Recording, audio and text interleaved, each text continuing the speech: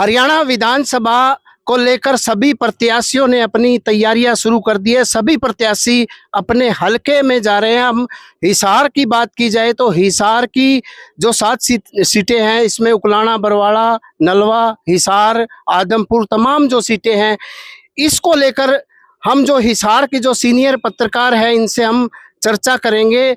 कमलेश भारती हैं, काफ़ी सीनियर पत्रकार हैं, इनसे बातचीत करेंगे। सर, ये बताएं, अगर बात की जाए उकलाना और बरवाला क्षेत्र में, क्या मानते हैं किस किस पार्टी के बीच टक्कर है, कौन आगे है, कौन पीछे, क्या लगता है? देखो, पहले तो जब माहौल शुरू हुआ था, ऐसा माना जा रहा था कि सारी टक्कर भाजपा और कांग्रेस में सिमट गई है। लेकिन अब धीरे धीरे जिस तरह से निर्दलीय लोग चुनाव में आए, जितना से इनेलो बसपा गठबंधन आ गया, जजपा का गठबंधन आ गया, उससे ये लग रहा है कि अब जो चुनाव है उस तरह से सीधी टक्कर वाला नहीं रहा, बल्कि त्रिकोणीय या चतुष्कोणीय हो सकता है। तो अगर उकलाना क्षेत्र की बात की जाए, कौन कौन कैंडिडेट मुख्य तौर से खड़े हैं, क्या मानते हैं आप? उकलाना में जिस तरह से आप मित्रों की खबरें में पढ़ रहा हूँ आ रही हैं, उसमें जो भाजपा में चले गए जजपा से अनूप धानक मंत्री भी थे, उनकी स्थिति जो लग रही है, जिस तरह से आ रहा है, गांव में उनको विरोध झेलना पड़ रहा है, तो उनकी स्थिति लगता है कि काफ़ी दयनीय हो गई है और वो शायद हैट्रिक ना बना पाए। अगर भारती जी ये बताएं, बरवाला क्षेत्र की बात की जाए, बरवाला क्षेत्र में प्रजापति समाज के 2 कैंडिडेट भी खड़े हैं, एक संजना सातरोड भी है, क्या कहना चाहेंगे? जैसे रणवीर गंगवा जी जो डिप्टी स्पीकर हैं, वो पहली बार उस क्षेत्र में जाकर चुनाव लड़ रहे हैं, क्योंकि वे तो लड़ते थे नलवा में। किसी कारणवश उनका टिकट वहाँ से, समझो कि उनका तबादला बरवाड़ा हो गया। अब दूसरी ओर आप जैसे कह रहे हो, प्रजापत के 2 हैं ना, कि रामनिवास घोड़ेला भी प्रजापत बिरादरी से, और उनमें से संजना सातरोड पहले निर्दलीय की तैयारी कर रही थी, लेकिन फिर उसको नेलो ने अपना टिकट दे दिया। तो अब ये है कि चूंकि संजना बिल्कुल नई है और रणवीर गंगवा और रामनिवास घोड़ेला, रणवीर गंगवा नलवा से 2 बार विधायक हुए, रामनिवास घोड़ेला बरवाड़ा से विधायक रहे, तो इनके मुकाबले में ये लगता है कि अगर संजना कुछ वोट ज़्यादा ले गई तो वह इन दोनों में से किसका नुकसान करेगी, ये सामने आएगा। लेकिन ऐसा नहीं लगता कि संजना मतलब चुनाव जीतने के निकट है। तो हमारे साथ सीनियर पत्रकार है सुरेंद्र सोडी जी, ये बताएं कि अगर हिसार क्षेत्र की बात की जाए, हिसार जो सीट है एक पूरे हरियाणा में हॉट सीट मानी जाती है, क्या देखते हैं, कौन कौन कैंडिडेट खड़े, किस किस के बीच आप मुकाबला मानते हैं? हिसार सीट की बात करें तो जैसे विश्व युद्ध होता है या गृह युद्ध होता है, इस तरह से हिसार सीट पे घमासान है।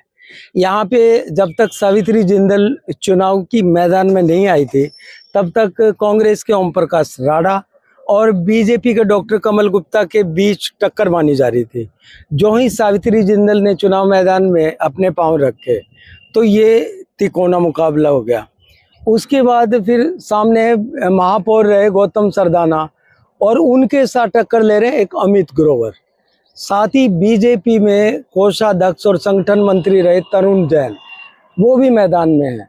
तो यहाँ स्थिति कुछ और तरह से है। हिसार की जो हॉट सीट है, ये और ज़्यादा हॉट हो गई। अब यूं के कमल गुप्ता के सामने तो बीजेपी के ही 4 कैंडिडेट और खड़े हैं, और इधर से सावित्री जिंदल जो है वो कभी किसी पार्टी की टिकट की मोहताज नहीं रही, और अब की बार ऐसा कुछ हुआ कि उन्हें निर्दलीय मैदान में आना पड़ा।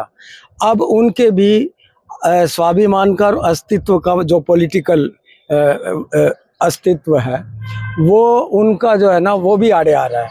तो यहाँ और ज़्यादा रोमांचकारी हो गया। अब यहाँ मैं आपको एक अद्भुत बात बता दूँ, यहाँ आज तक 74% से ऊपर पोलिंग नहीं हुई है, और यही अब मान रहे हैं, और जबकि सारे निवेदन कर रहे हैं कि मैक्सिमम हो, लेकिन 74% हुई तो 30,000 वोट से 100 वोट भी जो फालतू लेगा वो जीत जाएगा। अब की बार का खेल ये है। सुरेंद्र जी ये बताएं कि अगर हिसार क्षेत्र की बात की जाए, डॉक्टर कमल गुप्ता लगातार यहाँ मंत्री भी रहे हरियाणा सरकार में और विधायक भी रहे, तो हिसार को लेकर अगर विकास कार्यों को लेकर विपक्ष के लोग आरोप लगाते हैं इतने विकास नहीं हुआ, काम की बात की जाए तो कैसे देखते हैं? देखिए, महिला, बच्चे, बारात, इनको सेटिस्फाई करना बड़ा मुश्किल है। काम तो हुए हैं, इसमें तो कोई नकार नहीं सकता। अब उसमें जो काम नहीं हुए वो ज़्यादा गेटअप में आते हैं और उनको फिर कैश करते हैं जो प्रतिद्वंदी जितने उम्मीदवार होते हैं। अब हालांकि वो खुद भी कह रहे हैं कि जो काम अभी पेंडिंग है वो पूरे करेंगे, तो उनका मसौदा तो ये है, लेकिन फिर भी लोगों के बीच ये मैसेज जा रहा है कि वो 2 बार रहे हैं। 2 बार में देखा जाए तो विकास कार्य तो काफ़ी हुए हैं, तो लोगों को पता है इस बात का। लेकिन फिर भी जो बेसिक प्रॉब्लम्स हैं उनको लेके ही सारे कैंडिडेट उनको इश्यूज बना के, मुद्दे बना के और सामने हैं।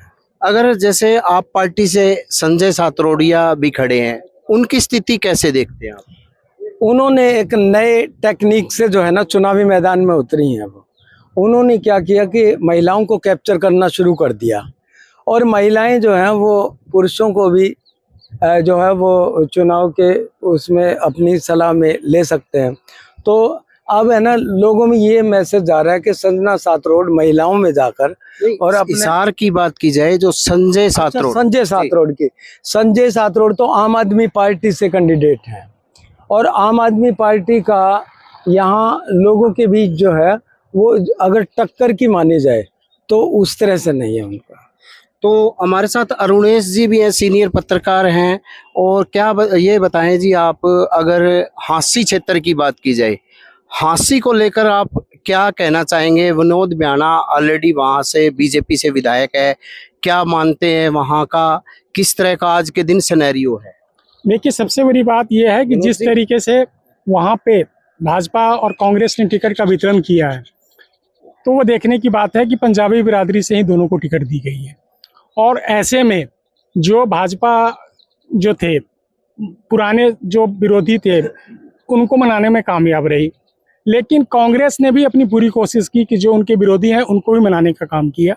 लेकिन इसमें ज़्यादा सफलता मुझे लगता है कि जिस तरीके से नरेश यादव वहाँ से निर्दलीय उतरे थे और उन्होंने फिर बाद में जाकर के भाजपा को समर्थन किया है, तो धीरे धीरे मुझे लग रहा है कि हांसी में जो विकास काम हुए हैं और जो जिला बनाने का जो वादा था जो अधूरा रह गया है, तो वो मुद्दा गर्म था। लेकिन अब जिस तरीके से उन्होंने फिर से सीएम सैनी आए थे और वहाँ बोल करके गए कि हमारी जो हैट्रिक लगेगी और विनोद भैया जी की भी हैट्रिक लगाई है, तो जरूर ये वादा पूरा होगा। तो मुझे लगता है कि ऐसी स्थिति में विनोद भैया जी के मुकाबला बेहतर रहेगा। और सबसे देखने की बात है कि वहाँ पे जज्बा सिर्फ आज की तारीख में ये मान के चले कि कुछ वोट काट सकती है, और आम आदमी पार्टी का तो वहाँ तो कोई अस्तित्व है ही नहीं। ऐसे में मुझे नहीं लगता है कि त्रिकोणीय मुकाबला हो पाएगा, लेकिन सीधी फाइट होगी।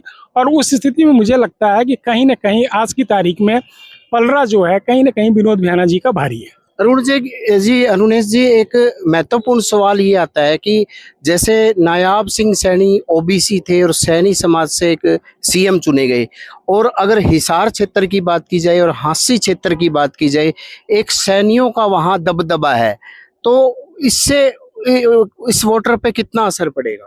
देखिए, वोटर पे असर पड़ेगा, लेकिन सबसे बड़ी बात क्या है कि हिसार को लेकर के, क्योंकि हिसार की पहचान जिंदल हाउस से होती है, जिंदल को लेकर के लोग जाना जाता है, पूरे देश में भी जानिए तो जिंदल स्टील। तो कहने का मतलब कहीं ना कहीं जिंदल हाउस का यहाँ पे दबदबा रहा है।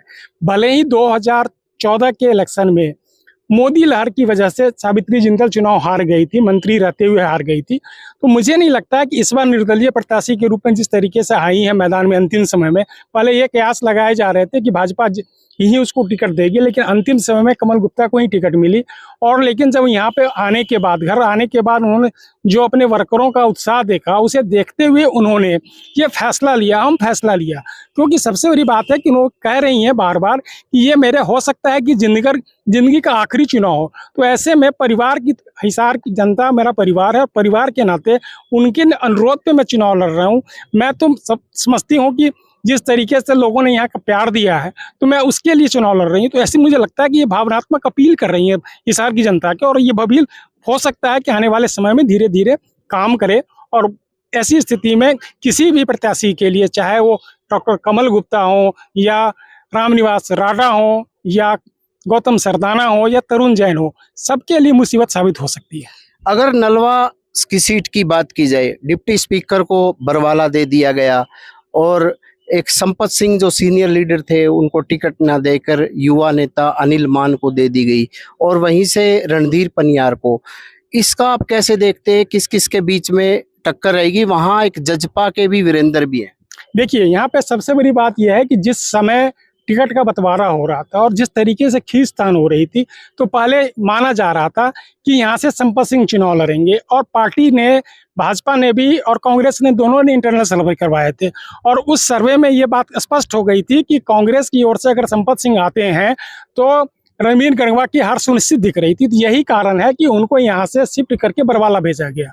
और दूसरी ओर जब टिकट का बंटवारा हुआ तब मान को दे दिया गया। कहने का मतलब कि जो कहीं नहीं थे, रेस में कहीं शामिल नहीं थे। हाँ, ये जरूर था कि यहाँ से नलवा हल्के से कांग्रेस की दौर में उन्होंने पर्चा भरा था, लेकिन प्रत्याशी के रूप में दावा किया था, लेकिन वो कहीं नहीं थे। लेकिन अब सबसे बड़ी बात यह है कि कांग्रेस ने आखिरी वक्त पे, अंतिम दिन, नामांकन दाखिल करने के अंतिम दिन उनको टिकट दिया है।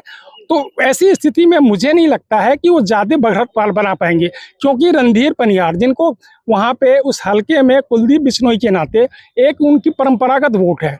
तो अब देखना यह है कि अब यहाँ पे सबसे देखने की महत्वपूर्ण बात ये होगी कि क्या रणवीर गंगवा इस हलके में जाकर के भी क्या वो लोगों से अपील करते हैं कि कोई बात नहीं है, मुझे इस बार पार्टी ने बरवाला भेजा है, आप इनका साथ दीजिए, लोकसभा की बात छोड़िए, कम से कम विधानसभा में इनको जिता करके भेजिए, इनको जिता के बेचेंगे तो मैं भी मजबूत होगा। तो हो सकता है कि इसका इफेक्ट आने वाले दिनों में दिखाई देगा। तो मनोज इसारी जी हमारे साथ जुड़े हैं, तो ये बताएं कि अगर आदमपुर की सीट मानी जाए तो चौधरी भजनलाल के परिवार की ही सीट रही है, तो इस बार आप क्या देखते हैं? भव्य बिश्नोई और एक पूर्व आईएएस अधिकारी खड़े हैं और साथ के साथ एक जो आप पार्टी से भी भूपेंद्र बेनीवाल। देखिए, लोकसभा चुनाव जो हुआ उसके तुरंत बाद 2-3-4 महीने के गैप में विधानसभा भी आ गया। उस समय भी भाजपा और कांग्रेस की टक्कर थी, आज भी भाजपा और कांग्रेस सामने हैं। लेकिन विधानसभा का डिफरेंस क्या है, कुछ चेहरे भी अब आए हैं आगे, खासकर जैसे आपने आदमपुर का, लेकिन मैं हिसार की पहले बात करूँ तो निर्दलीय चेहरे भी आए हैं। इसी तरह आदमपुर सीट पर भजनलाल परिवार 1968 से लेकर आज तक, जब से उन्होंने पहला चुनाव लड़ा है, कभी हारे नहीं है। विधानसभा चुनाव, लोकसभा में उनको झटका जरूर लगा था, लेकिन विधानसभा चुनाव में कभी वो परिवार हारा नहीं है। पर उनके सामने जो आईएएस अफसर अधिकारी हैं चंद्रशेखर, वो पंडित रामजी लाल के परिवार से हैं। चंद्र प्रकाश जी, चौधरी भजनलाल जी का उनका हमेशा साथ रहा है। बीच में बात कहना चाहूंगा कि वो नलवा क्षेत्र से टिकट मांग रहे, नहीं, नलवा से मांग रहे थे, उनकी दावेदारी नलवा भी थी। और मैं बता दूं, हिसार और बरवाला से भी उनका जिक्र होता था। चूंकि एक पिछड़ा वर्ग को कांग्रेस ने टिकट देनी थी, कुमार समाज के अलावा एक और अन्य को टिकट देनी थी, वो कांग्रेस ने अपना वादा उसमें पूरा किया है। तो चंद्र प्रकाश जी भूपेंद्र हुड्डा के बड़े करीबी भी हैं और एक दमदार, मैं कह सकता हूँ कि उनकी शख्सियत है, पढ़े लिखे हैं, समाज में एक उनका मान सम्मान है। पर भजनलाल परिवार के सामने बड़ी लड़ाई है, बड़ा संघर्ष है। ये तो फैसला 8 तारीख को होगा, क्या परिणाम आता है, लेकिन मुकाबला टफ है और बढ़िया है। तो लगातार चौधरी भजनलाल का वहाँ वर्चस्व रहा है, तो इसका क्या कारण मानते हैं? वर्तमान में भव्य बिश्नोई या कुलदीप बिश्नोई या चौधरी भजनलाल का ही एक बड़ा नाम? नहीं, भजनलाल जी का इसलिए गढ़ है ये कि जब वो मुख्यमंत्री 2 बार रहे हैं, 2 बार मुख्यमंत्री जब रहे, तो उन्होंने आदमपुर के विकास में, आदमपुर के नौकरियों में प्राथमिकता दी। इसलिए उनका अधिमान आज भी निरंतर चल रहा है। कुलदीप जी ने भी लड़ा, जसमा जी ने भी लड़ा, रेणुका जी ने भी लड़ा, भव्य बिश्नोई दूसरी बार चुनाव लड़ रहे हैं। उस परिवार का एक वर्चस्व है, इसलिए उनको तोड़ने में बड़ी दिक्कत आती है। जयप्रकाश खुद 2 बार वहाँ चुनाव लड़ चुके हैं, लेकिन वहाँ उनको हरा नहीं पाए। और अन्य भी कैंडिडेट आए हैं, वो भी नहीं हरा पाए। बंसीलाल जी के टाइम में भी बहुत आए, पर भजनलाल परिवार को हराना इसलिए नामुमकिन है कि भजनलाल जी ने जो काम किया आदमपुर विधानसभा क्षेत्र को लेकर, वो वर्चस्व उनका टूट नहीं रही है। पर अब जो मुकाबला है बड़ा टफ है। लोकसभा के अंदर आप जानते हैं जयप्रकाश जी वहाँ से जीते हैं, पर विधानसभा मैंने फिर बता रहा हूँ आपको कि चेहरे के ऊपर भी चुनाव लड़ा जा रहा है। सभी हलकों की बात मैं करूँ तो हर जगह चेहरे भी आगे आ रहे हैं। हिसार में निर्दलीय हैं, साउदीन दल जी हैं, तरुण जैन हैं, आम आदमी के आप ये मान सकते हैं संजय सातोड़िया हैं, अब केजरीवाल जी भी दौरे पे आ रहे हैं, मोदी साहब भी आ रहे हैं, प्रियंका गांधी का भी कार्यक्रम बना। तो जब बड़े नेता बड़े चेहरे आएंगे तो मुकाबला सब जगह टफ होगा, आदमपुर ही नहीं पूरे हिसार जिले में टफ होगा। अगर नारनौल क्षेत्र की बात की जाए, नारनौल क्षेत्र भी काफी एक महत्वपूर्ण सीट मानी जाती है। कैप्टन अभिमन्यु, राम कुमार गौतम भी रहे और दुष्यंत के साथ उनका विवाद भी चला, बाद में वो बीजेपी में चले गए। अब जो क्या मानते हैं वहाँ जस्सी पेटवाड़ और कैप्टन अभिमन्यु वहाँ खड़े। कांग्रेस का जो प्रभाव है, लोगों में एक भावना है कांग्रेस का, कांग्रेस आ रही है, उसके हिसाब से लोग कांग्रेस साथ जुड़ रहे हैं। लेकिन कैप्टन अभिमन्यु एक दमदार नेता हैं और उनका जो साथ मिला है पंडित राम कुमार गौतम जी का। और मैं समझता हूं कि एक अंदर खाते अभी एक जो मुहिम चल रही है, आप सभी जानते हैं, कुमारी शैलजा की चुप्पी साधना, और वहाँ जो प्रमुख दावेदार थे अजय चौधरी जी, वो भी तस्वीर से अभी गायब हैं। तो अंदर खाते जो अभी गुल खिलेंगे कांग्रेस में भी और पार्टियों में भी, तो उसका प्रभाव भी कहीं ना कहीं मैं समझता हूँ कांग्रेस को कहीं नुकसान भी पहुंचा सकता है।